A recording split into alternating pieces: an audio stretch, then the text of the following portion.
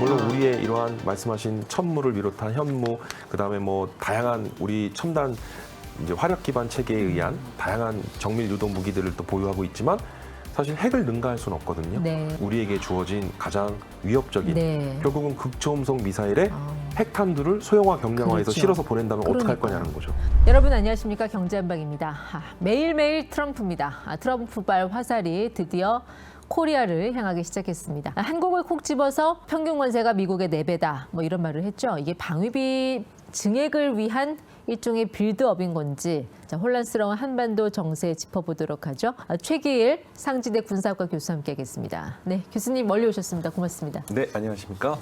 자, 이제 트럼프가 뭐 평균 관세가 우리가 4배가 높다, 이거 약간 수치가 잘못된 것 같은데, 제가 알기로는 이게 방위비 증액을 위한 일종의 뭐 밑밥 까는 건가요? 이거 어떻게 봐야 돼요? 예, 최근 트럼프가 발언한 뭐 한국의 이 관세 4배라고 하는 게 사실 우리는 한미 FTA가 체결돼 있거든요. 네. 근데 이제 그 관세 4배에 대한 수치가 관련 어디에 근거한 이야기인지 저도 사실 찾아봤습니다. 근데 그게 없어요. 한 국가 대통령이면 이런 거 말할 때 뭐 확인을 하고 그러니까 얘기해야 이제 되는 거 아니에요? 뭐 우리가 트럼프라는 인물을 좀 보면 좀 워낙 이제 개성이 강하고 또 이제 정치적 수사 그런 어떤 대내외 메시지를 보일 때 약간 좀 정제되지 않은 어떤 강성 발언도 할 때도 있고, 그다음에 어떤 명확한 수치에 어떤 근거를 두고 얘기하지 않고 그냥 어떤 즉흥적인 좀 러프한 말들을 좀 많이 하곤 하는데, 결국은 말씀하신 대로 우리 한국의 방위비 분담금 문제에 대한 부분에 있어서 일종의 포석을 그러한 뭐 관세 문제로부터 뭐 여러 가지 그런 부분들을 그런 의도에서 그런 이야기를 꺼낸 것으로 지금 분석을 하고 있고요. 그러니까 이제 사실은 트럼프라는 인물은 어떤 정치인이라기보다 처음에 이제 사업가의 이미지가 훨씬 강하고 또 그러한 사업가의 기질을 지금 본인이 대통령으로서도 사실 정치인으로서의 모습보다는 그런 사업가적인 그런 부분들을 많이 보여주고 있는데, 뭐 혹자는 또 트럼프가 협상의 귀재다. 그리고 또 상대 국가를 압박함으로써 아무리 동맹 국가라 할지라도 그런 부분에 있어서는 철저하게 어떤 국익을 우선으로 하는 그러한 철저한 어떤 셈법에 의해서 협상을 하고 철저히 자국 실리주의와 자국 우선주의로 돌아섰다. 그렇게 네. 바라보는 좀 정확할 것 근데 같습니다. 일각에서는 혹시나 트럼프가 주한미군 철수 이런 워딩을 또 할까봐 걱정을 하는데, 이거는 사실 미국 국방수권법에 정해져 있잖아요, 법에. 맞습니다. 28,500명? 그래서 미 네. 국방수권법에는 주둔하도록, 예. 주한미군의 주둔 병력을 28,500명으로 정해두고 있어요. 네. 그러니까 이건 법으로 정한 거기 때문에 미국의 뭐 대통령이든 미국의 어떤 한 정치인이 뭐 미군, 주한미군에 대한 뭐 주둔 병력에 대한 이야기를 하는 데 있어서 그런 건 법으로 정해져 있기 때문에, 그러니까 트럼프는 이제 결국은 안보에 있어서의 어떤 그 주한미군 그 방위비 분담금에 네. 대한 그런 부분을 압박하기 위한 부분에서 이런 부분들을 계속 푸시를 하고 있는 것인데, 트럼프는 과거에 주한미군 철수론을 실제로 이 얘기를 했던 사람이고요. 예. 그리고 그 이후에도 공공연하게 주한미군 감축이나 또는 주한미군 철수에 대한 이야기도 서슴없이 이야기를 했거든요. 트럼프가 주한미군을 철수시키지 않을까 하는 좀 걱정과 염려를 하시는 분들이 계시는데, 네. 그러니까 이제 그건 트럼프식 정치적 수사다. 그러니까 트럼프식 어떤 일종의 그러한 좀 스타일이기 때문에 네. 트럼프가 그런 말을 워딩을 했던 거에 대해서 우리가 그걸 그대로 직관적으로 받아들인다기보다는 그 이면의 트럼프의 어떤 생각과 의도를 우리가 좀 읽어봐야 되는데, 트럼프는 이 방위비 분담금에 대한 재협상을 분명히 다시 이야기를 할 거고, 네. 근데 너무나 터무니없는 액수를 제시하다 보니까 우리 정부도 사실 고심이 많습니다. 그래서 이런 부분에 대한 이제 방위비 분담금에 대한 논의 앞으로 네. 어떻게 이어질지 이게 좀 우리가 관심을 가져야 될 부분인데, 아마도 트럼프는 저는 그런 생각을 해요. 뭐냐, 주한미군도 트럼프 입장에서는 수출한다고 생각할 거예요. 그런 관점에서 접근할 거다, 분명히. 네. 트럼프하고 젤렌스키 회담을 보면 그런 생각이 들더라고요. 정말 이 나라가 힘이 있어야겠다. 안 그러면 저렇게 당하는구나. 사실 우크라이나가 만약에 핵을 갖고 있었더라면 저렇게 할 수 있었을까 싶기도 하고. 1991년이죠. 이제 우크라이나가 자국 내에 핵 미사일 발사 기지와 핵 저장 시설들을 다 폐기를 함으로써 그랬죠. 네. 이제 비핵화를 하게 됐는데, 당시 미국을 비롯한 서방의 그런 자유주의 진영의 국가들, 뭐 나토를 비롯한, 그래서 우크라이나에 대한 어떤 동맹 강화와 그다음에 군사적 유사시, 군사적 지원이나 원조에 대한 부분을 약속을 했는데 이건 그냥 말뿐이었고 2022년 2월 러시아로부터 침공받은 우크라이나가 미국을 비롯한 서방에게 군사적 지원을 요청했지만 전투병 파병은커녕 그 어떠한 군사적 그런 직접적인 개입은 있을 수 없었고 그러니까 이제 우크라이나 입장에서는 굉장히 억울한 거죠. 만약에 정말 핵을 보유하고 있었더라면 뭐 지금과 같은 우러 전쟁 이게 과연 벌어졌을까? 네. 그러니까 이제 그런 일이 없었을 텐데 우크라이나 비단뿐만 아니라 이번 우러 전쟁을 통해서 이제 유럽 그리고 많은 전 세계 글로벌 다양한 국가들은 안보에 있어서만큼은 철저하게 이러한 자국의 안보는 그 우리 스스로 지켜야 되겠구나. 그러니까 젤렌스키 입장에서도 아마 마음속 깊이는 휴전협정이나 평화협정을 원할 거예요. 근데 그걸 뭐 미국이라 할지라도 어떤 휴전이나 종전에 대한 이야기했을 때 그 자리에서 덥석 그런 부분을 억셉트했을 때 수락했을 때 자국민들로 하여금 엄청난 비난을 받을 수 있기 때문에 그 현장에서 즉석으로 트럼프나 젤렌스키는 그게 서로 이렇게 맞아떨어졌다고 봐요. 그래서 자연스럽게 그런 모습이 사전에 연출되거나 시나리오가 없었음에도 불구하고 그런 모습들이 보여졌다라는 게 일종의 그런 연출된 효과였을 것이다 저는 바라보이고 뭐 트럼프도 할 말 다 했잖아요. 네. 그렇죠. 네, 그러니까 이제 그런 모습을 보면서 아 이게 서로 간에 약간 좀 반향이 있었고 뭐 또 많은 좀 그런 서프라이즈한 부분이 있었지만 결국은 양측의 그런 뭐 목적 달성을 위한 네. 그런 양 정상과의 대화에 있어서는 오히려 좀 예. 일단락이 된 오히려 그런 회담의 결과가 나타나지 않을까. 네. 인가. 우리는 어쨌든 항상 그 북한 리스크를 생각을 하지 않을 수가 없고 거기에 대비한 어떤 뭐 군사 안보적인 그런 대응 체제는 충분히 갖춰져 있어야 된다고 보거든요. 근데 발표를 보니까 군사력 순위가 우리가 5위, 북한이 34위예요. 그렇게 북한하고 우리하고 격차가 많은 겁니까? 우리나라가 GFP 군사력 순위 6위였다가 이제 5위에 네. 이제 한 단계 더 상승을 하였고 북한은 현재 34위로 지금 랭크가 돼 있는데요. 근데 여기에는 이제 핵무기나 또는 생화학 무기 등과 같은 대량 살상 무기는 제외한 그러한 네. 평가 결과이기 때문에 사실은 이러한 대량 살상 무기를 제외한 군사력 평가 결과가 과연 얼마나 좀 이제 이게 어떤 의미가 있을지 우리가 좀 고민을 해봐야 되는 게 근데 인류 역사상 궁극의 무기이자 이 핵무기를 능가할 수 있는 무기는 없습니다. 핵무기를 대체할 수 있는 무기도 없고 그래서 사실은 핵은 핵으로서만 대응할 수 있기 때문에 네. 사실 핵무기에 대응하는 우리의 재래식 전력 물론 우리의 이러한 말씀하신 천무를 비롯한 현무 그다음에 뭐 다양한 우리 첨단 이제 화력 기반 체계에 의한 다양한 정밀 유도 무기들을 또 보유하고 있지만 사실 핵을 능가할 수는 없거든요. 네. 예, 그래서 이제 북한의 핵무기에 대한 핵 보유에 대한 부분은 뭐 우리에게는 굉장히 이제 중요한 예. 이제 문제일 것이고요. 북한에 지금 최근에 좀 눈여겨봐야 되는 게 상비 병력을 128만이라고 가정을 두고 있는데 네. 근데 이게 언제부터 128만인지 모르겠어요. 그러니까 무슨 얘기냐면 이 128만이라고 하는 수치는 한 번도 검증한 적이 없고 검증할 수도 없는 수치이기 때문에 북한의 상비 병력 128만이라고 하는 근거가 과거에 지금 우리는 인구 5천만 이상, 북한은 인구 2,500만. 하지만 최근에 북한 인구가 2천만이 채 안 될 거라고 하는 이야기를 많이 합니다. 그래서 저도 뭐 과거에 청와대에 있었고 지금 우리 정보기관의 이야기를 들어보면 북한의 고위직 탈북 인사들 증언에 따르면 북한 인구가 한 1,800만 내외일 것이다라고 지금 얘기를 하고 있는데 근데 128만이라고 하는 상비 병력은 변함없이 유지해왔다라는 거. 이건 약간 좀 미스테리거든요. 우리가 한 60만? 우리 상비 병력이 우리는 기존 60만에서 50만, 50만. 지금은 현재 한 45만에서 많이 50만 내려갔네요. 사이인데 예. 한 46만 내외로 우리는 지금 볼 수 있고요.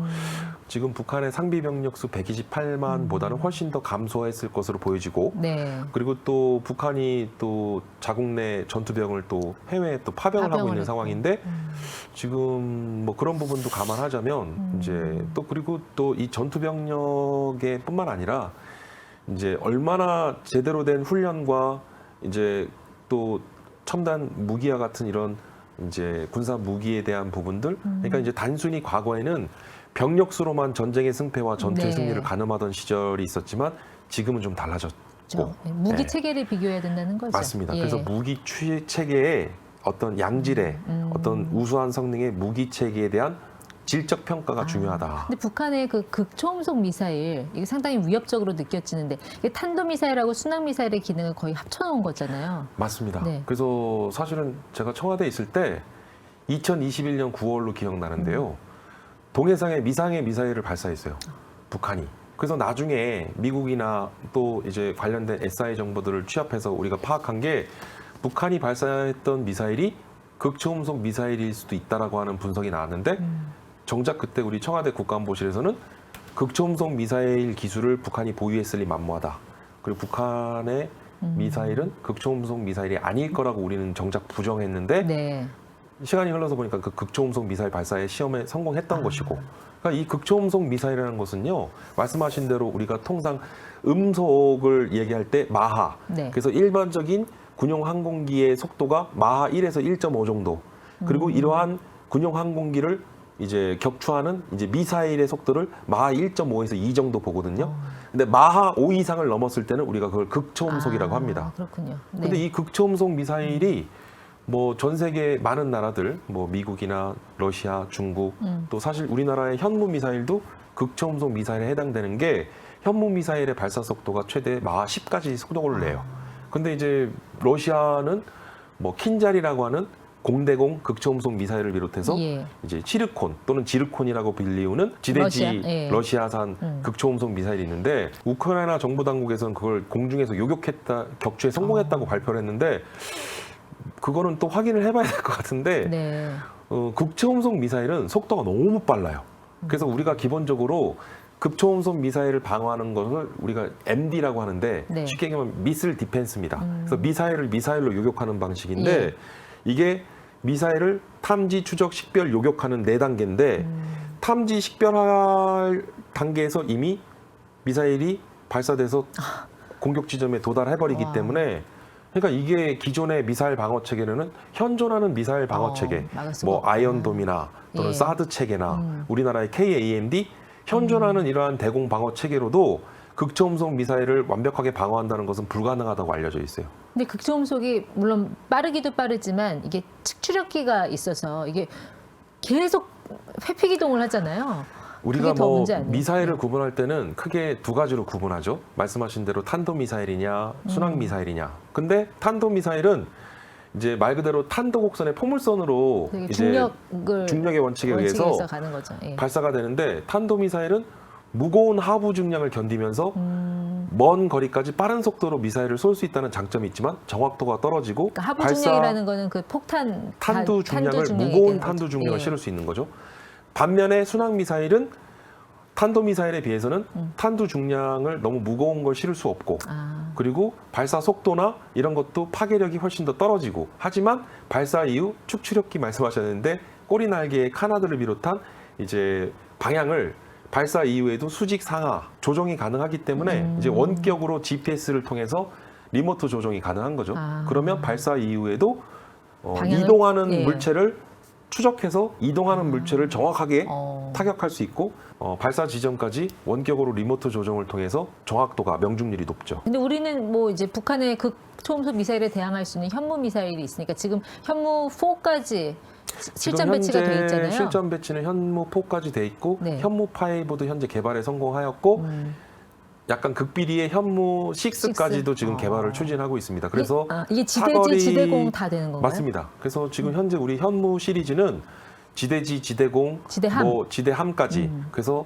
이 투발 시스템을 다양한 플랫폼에 탑재 아. 가능하도록 다양화했다라는 것이 장점이고요. 네. 그다음에 일종의 벙커버스터라고 해서 뭐 100m, 숲 200m에 이르는 지하 갱도를 수직 갱도를 직접적으로 벙커버스터의 기능을 수행할 수 있는 네. 그러니까 전천후 미사일이자 아. 전 세계적으로도 가장 무거운 탄두 중량을 실을 수 있는 이른바 네. 괴물 미사일로 불리고 있죠. 그래서 우리로서는 북한의 핵무기에 대적할 수 있는 네. 피적할 만한 우리의 전략 무기로서 대표되는 게 현무 미사일입니다. 그렇죠. 그리고 우리 또 한국형 삼축 체계가 있어서 거기 대공 미사일 그 방어망도 나름대로 촘촘하게 갖춰져 있지 않습니까? 그렇습니다. 네. 그래서 우리는 삼축 체계는 이제 킬체인으로부터 KAMD, 그다음에 KMPR로 나뉘는데요. 네. 킬체인은 이제 어떤 발사 징후나 공격 징후가 있을 때 우리가 일종의 선제 타격을 하는 개념이고요.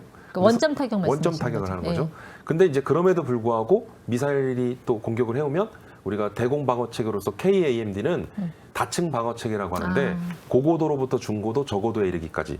그래서 고고도에서 1차 요격을 시도하고 그 실패 시에는 다시 중고도에서 2차 요격을 실시하고 마지막 3단계에서 저고도 또 이제 요격 시도를 함으로써 다층 방어 네. 가능하다는 것이죠. KMD. 그다음에 이제 KMPR은 대량 응징 보복.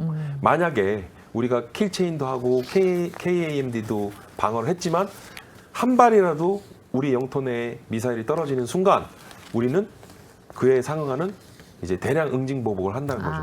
그 대량 응징 보복의 최일선에서 역할하는 게 바로 현무 미사일입니다. 그러니까 이지스함이나 그 뭐 그린파이더 레이더 같은 걸로 맞습니다. 예, 발사 전에 좀 파악이 가능한지 아니면 꼭 발사 후 활공 단계에서만 이게 파악이 가능한 건지 그게 궁금한데요. 기본적으로 이 미사일 요격은요 종말 단계의 요격 시도를 하는 게 일반적이에요. 그러니까 이제 보통 미사일이 수직 상승해서 높은 고고도로 이제 미사일을 쏘아 올리게 되는데 이제 고고도에서 다시 하강 단계의 활공 단계를 거쳐서 이제 종말 단계에 이르게 되는데 기존의 지금 현재 대공 방어 체계는 이러한 활공 단계에서의 요격 체계를 기본으로 합니다. 근데 이제 문제는 극초음속 미사일은 워낙 빨라서 이게 탐지, 식별, 추적, 요격을 하고 활공 단계에서의 종말 단계에서 요격 시도를 하려면 이미 도달해 버리더라는 거예요. 네. 그러니까 너무 빠르니까. 그리고 또 지금 한반도 지형상 이제 뭐 전장의 중심이 짧고 예. 뭐 평양에서 서울까지의 거리도 불과 200km 내외이기 때문에 우리에게 주어진 가장 위협적인 네. 결국은 극초음속 미사일의 핵탄두를 소형화 경량화해서 그렇죠. 실어서 보낸다면 어떡할 그러니까요. 거냐는 거죠. 그러니까 결국 평화라는 거는 이제 말로만 유지가 되는 것이 아니라 국가나 안보 태세와 또 군사력, 힘이 있어야만 가능하다라는 거를 오늘 또 교수님 말씀을 통해서 다시 한번 느낄 수 있는 그런 시간이었습니다. 네, 오늘 우리 최기혜 교수님 함께했습니다. 나와주셔서 고맙습니다. 네, 감사합니다.